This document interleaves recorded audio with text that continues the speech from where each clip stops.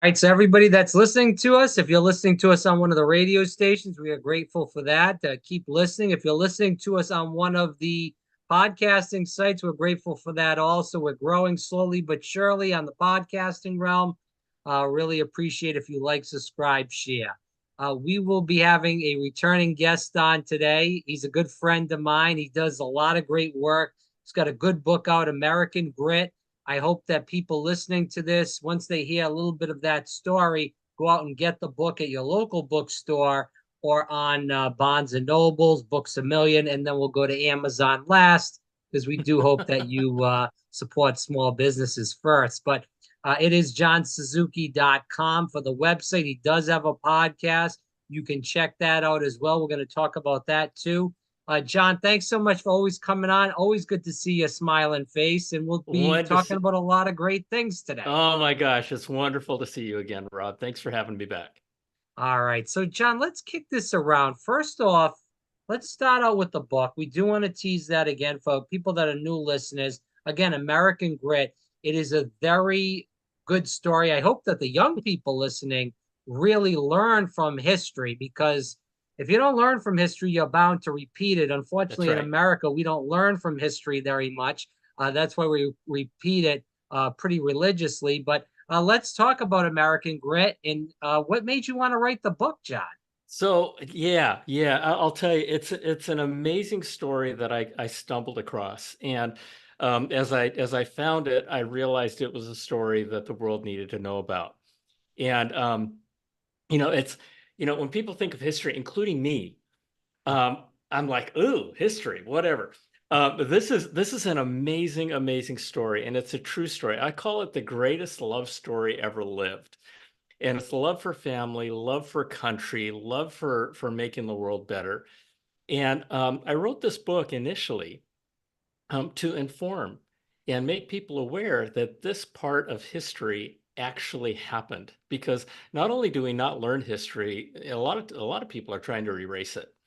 Yeah. And as you said, Rob, history forgotten or history ignored tends to repeat itself. Even history known repeats itself. And this chapter of American citizens being thrown into American concentration camps during World War II is one that fewer and fewer people these days know about. And it's an incredible story. And it happened during World War II when Japan bombed Pearl Harbor, and there was legitimately a lot of fear. Okay, that's clue number one, fear.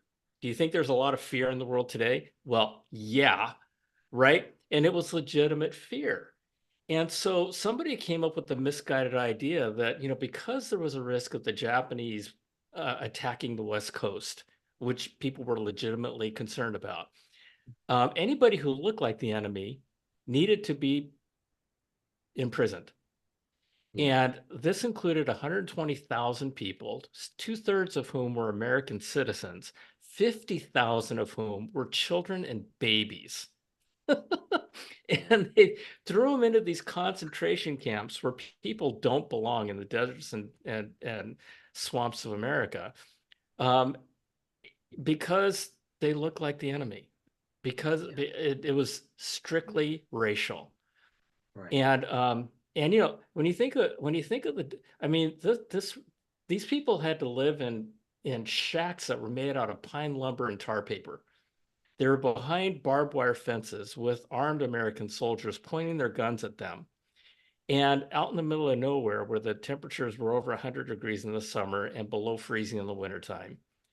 And and you just sit there and you go, what? So that part of the story is something that I wanted to remind America of, because we can't forget it.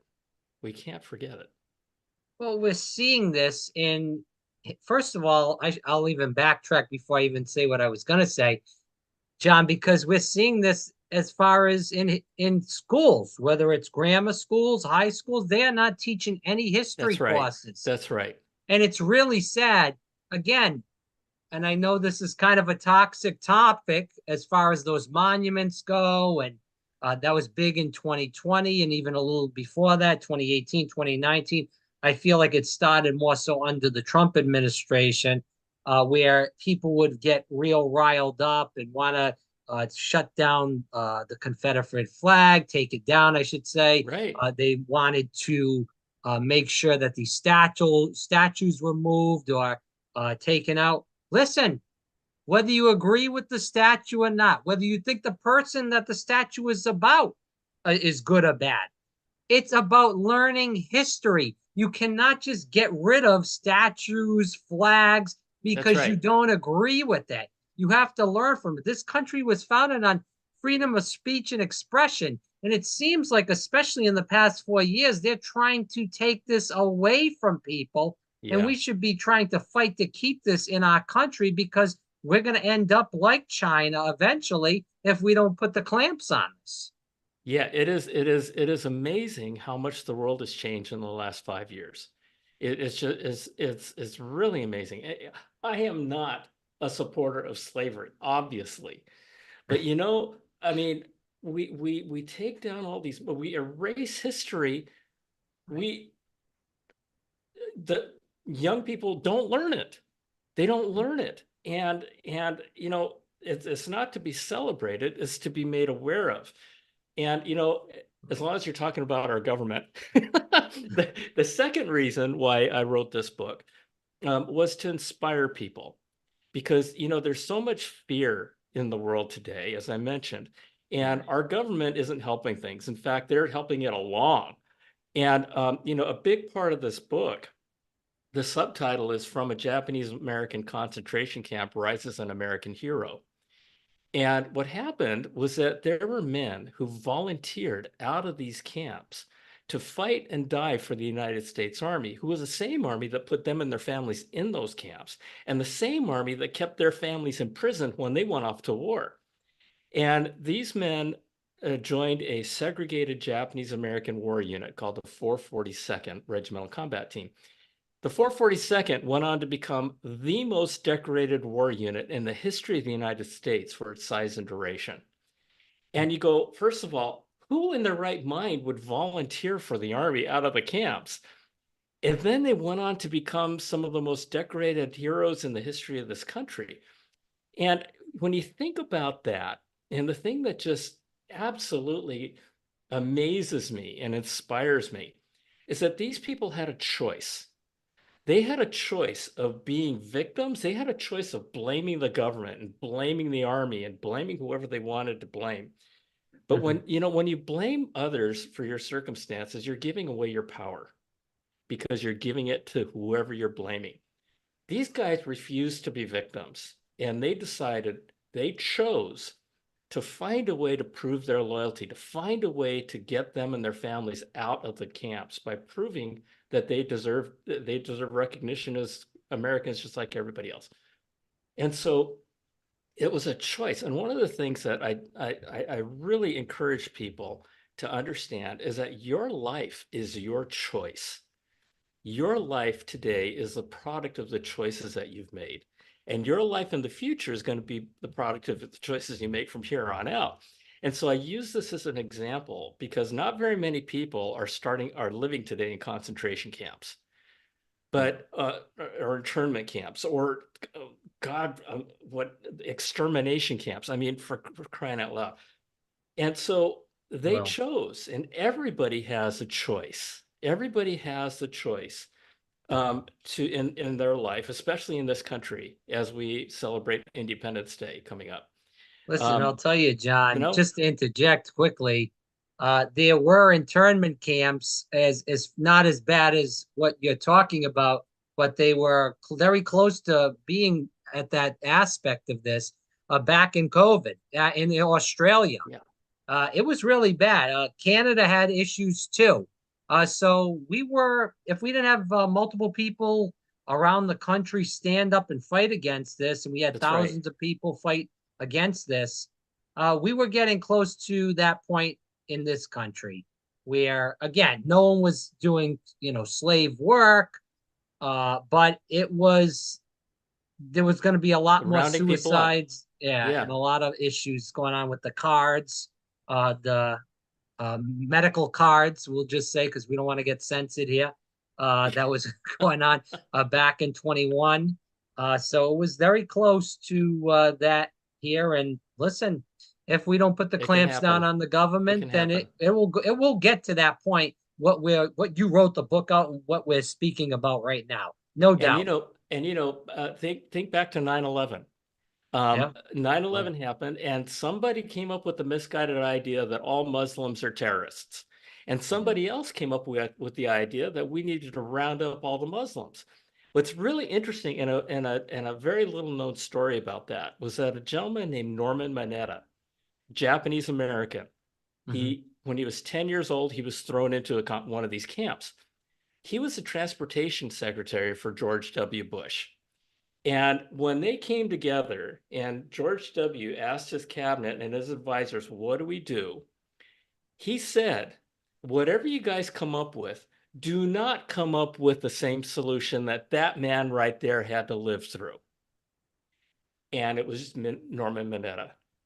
And so, we are one or two misguided decisions away by people in power of really bad things happening all over again. And I see a world where our political leadership isn't helping us. It isn't, put it this way, Well, it isn't spreading love, right? If anything else, is spreading fear. And the big part of this book is, folks, you know, our political leadership needs to be watched, yeah. Well, we and have we two are the people. elderly men running for president of the United States. One really doesn't know where he is. The other one is not that far behind, I would say. He's far behind, but not that far. Right. We have multiple people in Congress, in the U.S. Senate that are in their 80s, 90s. Some of them are even close to 100. Chuck Grassley, the senator from Iowa, rather, excuse me, is 96. I mean, what is going on? I mean, this is ridiculous. And just to kind of gear this into what we're speaking about, John, is that we have these people that are very elderly, 96 years old. Should they really be making decisions about America that we're really extremely close to nuclear war? Should we have 96-year-olds We year are. making decisions? Come on, 80-year-olds Well, olds? I will tell you, in fact, I'm coming out with a second edition of my book. And hot off the press for your listeners, I'm going to be making it available for free on my website at johnsuzuki.com starting August 1st. So people will be able to get it for free. The gentleman in my second edition who wrote my foreword was one of the guys who fought during World War II with this group of people that I wrote about in my book. He's 101 years old. And I'll tell you something. When I met with him, he was sharp as a freaking tack. You know what I mean? His mind Right. was there. Now there's a lot of 101 year olds. So I would say that it kind of depends, right? I would love to have had this man in Congress, right, at 101 years old. But at the same time, he just passed away last week. Right. But the thing for me is that we're being led to what I call bucketize people, right? You have the whites buckets, the black buckets, the Muslim buckets, the Christian buckets, the gays buckets, the straight buckets. You got all these buckets. You got the Asian buckets. You got whatever, right? And honestly, I tell my other Asian people, don't treat me special.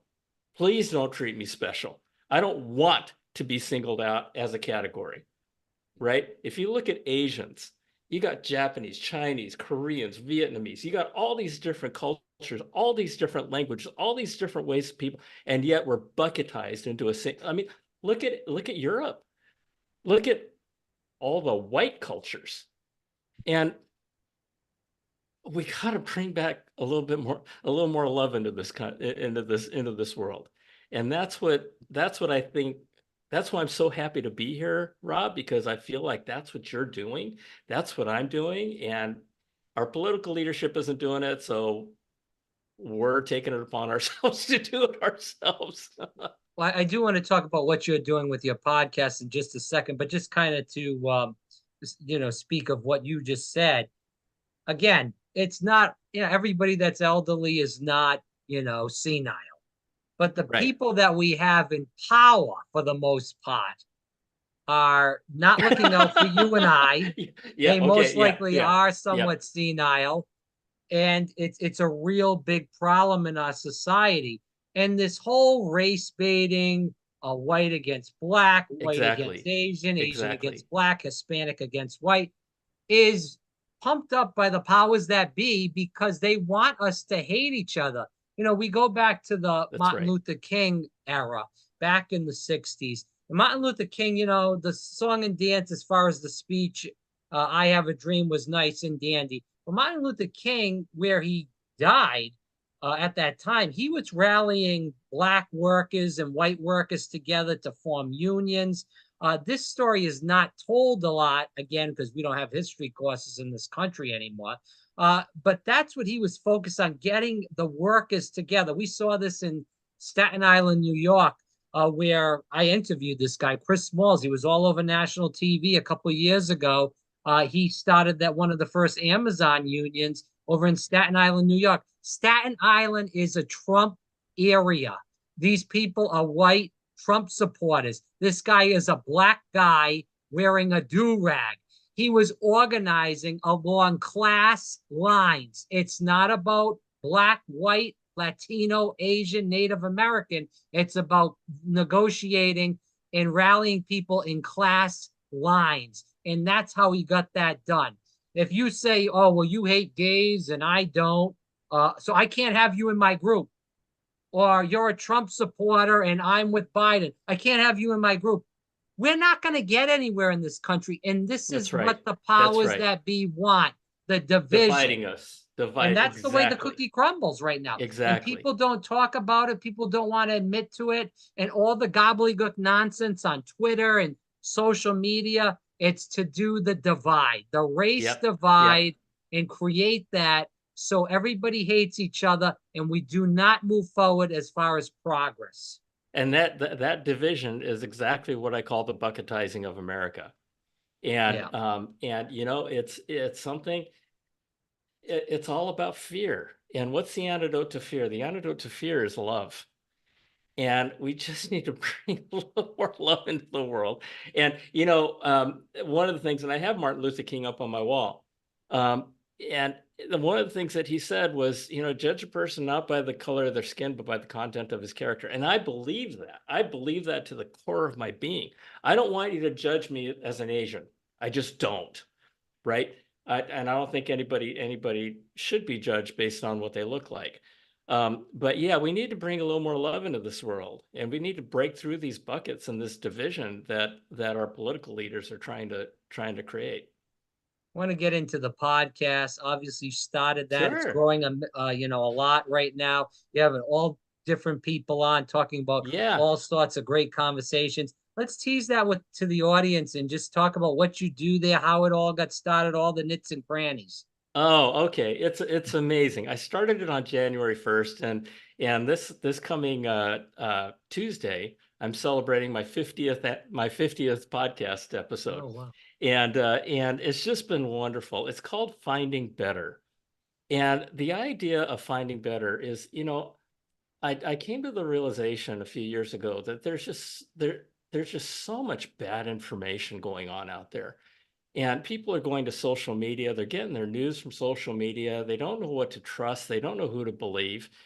And so I created this podcast to share experiences, real life experiences of whatever, in finding better relationships, finding better money, finding better dog food, finding better healthcare, find whatever the topic might be, based on people's experiences that people can listen to and learn from people who have been there and done that. And the whole idea is that I have found that one of the best ways to be successful is to copy people who have done it and copy people who have been successful.